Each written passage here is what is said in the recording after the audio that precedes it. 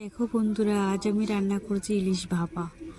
দেখো কি সুন্দর দেখতে লাগছে। এখানে মাছটা ভালো করে ধুয়ে নিয়েছি। দেখো এই যে ধুয়ে নিয়েছি।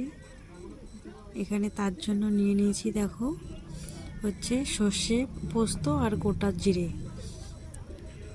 এই দেখো মাছটাকে ভালো করে ধুয়ে এই মশলাটা এই যে দেখো বাটা হয়ে গেছে। এই যে লঙ্কা বাটা, দেখো এই যে মশলা লঙ্কা বাটা, এই যে মাছটার মধ্যে এবার মশলাটা দিয়ে দিয়েছি। দেখো এবার মশলাটা দিয়ে এবার দিয়ে দিচ্ছি হচ্ছে লঙ্কা বাটা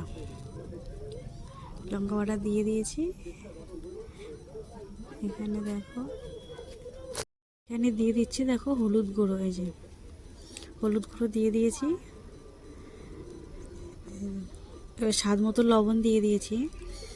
দেখো এই যে লবণ দিয়ে দিয়েছি। এবার তেল দিয়ে দিয়েছি। দেখো তেল দিয়ে দিয়েছি। এবার মশলাটাকে এবার ভালো করে মাখিয়ে নেব মাছের সঙ্গে। দেখো অনেকক্ষণ ধরে মাছটাকে ভালো করে মাখতে হবে, তাহলে মাছের মধ্যে মশলাটা ঢুকবে। দেখো ভালো করে মাখিয়ে নিচ্ছি এটাকে।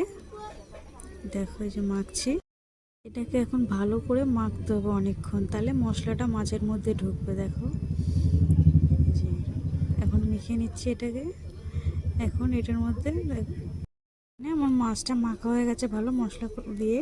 এবার কড়াইতে একটা একটা করে সাজিয়ে দেবো। দেখো এই যে একটা একটা করে সাজিয়ে দিচ্ছি কড়াইতে। এই দেখো এভাবে সব কটা মাছ সাজিয়ে দেব। দেওয়ার পরে যা মশলাটা আছে সেটাও দিয়ে দেবো।